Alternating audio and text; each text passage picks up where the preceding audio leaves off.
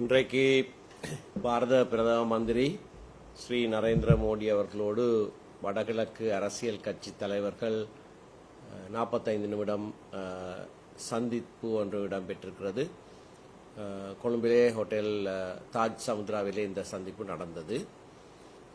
இலங்கை தமிழரசு கட்சியின் சார்பிலே எங்களுடைய தலைவர் திரு சி.வி.கே. சிவஞானம் அவர்கள், பாராளுமன்ற உறுப்பினர்கள் திரு சிவஞானம் ஸ்ரீதரன், திரு சாணக்கியன் ராசமாணிக்கம் மற்றும் பொதுச் செயலாளர் நான் ஆகிய நால்வரும் ஜனநாயக தமிழ் தேசிய கூட்டணி என்று அழைக்கப்படுகிற கட்சிகளிலிருந்து திரு தர்மலிங்கம் சித்தார்த்தன், திரு செல்வம் அடைக்கலநாதன் மற்றும் தமிழ் தேசிய மக்கள் முன்னணி சார்பிலே திரு கஜேந்திரகுமார் பொன்னம்பலம் ஆகியோர் இந்த சந்திப்பிலே நாங்கள் கலந்து கொண்டோம்.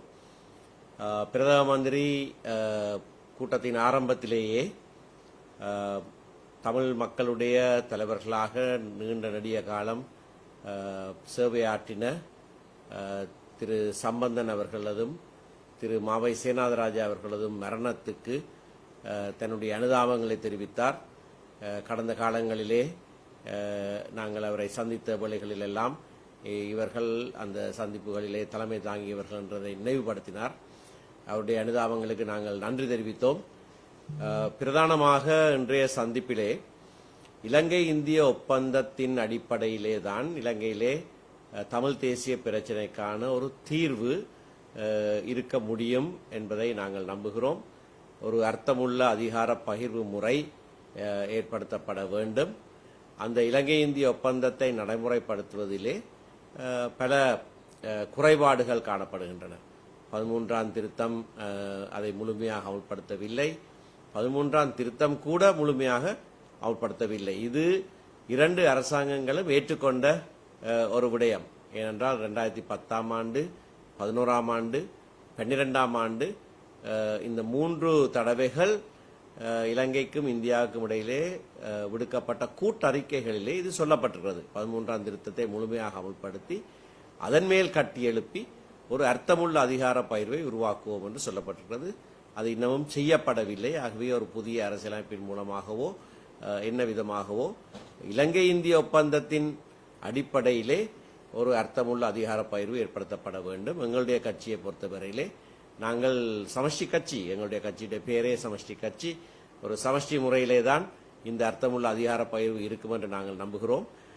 அந்த இலக்கை நாங்கள் அடைகிற வரைக்கும் ஏற்கனவே இருக்கிற மாகாண சபை முறைமை நடைமுறைப்படுத்தப்பட வேண்டும். மாகாண சபைக்கான தேர்தல்கள் நடைபெறாமல் இழுத்தடிக்கப்படுகிறது. அது உடனடியாக நடைபெற வேண்டும். இன்று காலையிலே பிரதம மந்திரி ஸ்ரீ மோடி அவர்கள் இதை சொன்னதை நாங்கள் ஞாபகப்படுத்தியவருக்கு நன்றி தெரிவித்தோம். மாகாண சபை தேர்தல்களை பிற்போடுவதற்கு அரசாங்கம் எத்தனிக்கிறது என்று நாங்கள் சந்தேகிக்கிறோம். அதை உடனடியாக நடத்தப்பட வேண்டும். இந்தியா மட்டும்தான் இலங்கை தமிழர் விவகாரத்திலே எப்படியான தீர்வு ஏற்படுத்தப்பட வேண்டும் என்பதை இலங்கை அரசாங்கத்தோடு இணங்கி ஒரு சர்வதேச ஒப்பந்தமும் இன்று வரைக்கும் அமுலில் இருக்கிறது. அதை முழுமையாக அமல்படுத்த வேண்டிய பொறுப்பு, அந்த பாரம் இந்தியாவிடத்திலே தங்கியிருக்கிறது. நாங்கள் இந்தியாவிடத்திலே அதனை எதிர்பார்க்கிறோம் என்று சொல்லியிருந்தோம். எங்களுடைய மக்களுடைய நிலங்கள் அபகரிக்கப்படுகிற விடயங்கள், விசேடமாக இந்து கோயில்கள் இருந்த இடங்களிலே பௌத்த விகாரைகள் கட்டப்படுகிறது. அதற்கான உதாரணங்கள் சிலவற்றை நாங்கள் சொல்லியிருந்தோம். அப்படியான நிகழ்வுகள் நடைபெறாமல் தடுப்பதற்கும் இலங்கைக்கும் இந்தியாவுக்குமான தொடர்பாடல், ராமேஸ்வரம் மூலமான படகு சேவை, இப்பொழுது காங்கேசன்துறையில் இருந்து சேவை, பலாலி விமான நிலையம், மற்ற விமான நிலையங்கள் போன்ற அந்த தொடர்பாடல் வலுப்பெற வேண்டும். இந்திய மூலதனங்கள் இலங்கைக்கு வர வேண்டும். இந்தியாவிலே தற்போது அகதிகளாக வாழுகிற இலங்கை தமிழ் மக்கள் மீள குடியேற்றப்படுத்த இங்கே வந்து மீள குடி அமர்வதற்கு ஏற்ற விதமான நடவடிக்கைகள் செய்யப்பட வேண்டும். இலங்கை இந்திய மீனவர் பிரச்சனையையும் நாங்கள் மிக முக்கியமான விடயமாக பிரதம மந்திரிக்கு சொல்லியிருக்கிறோம். இந்த விவகாரம் சம்பந்தமாக இழுவை படகு முறைமை சுற்றுச்சூழலுக்கு பாதகமானது, அது தடுக்கப்பட வேண்டும் என்று ஸ்ரீமதி சுஷ்மா ஸ்வராஜ் தலைமையிலே டெல்லியிலே நடந்த கூட்டத்திலே 2016 ஆண்டிலே இணங்கப்பட்டது. 2 அரசாங்கங்களும் கூட்டறிக்கை விடுத்திருக்கின்றன.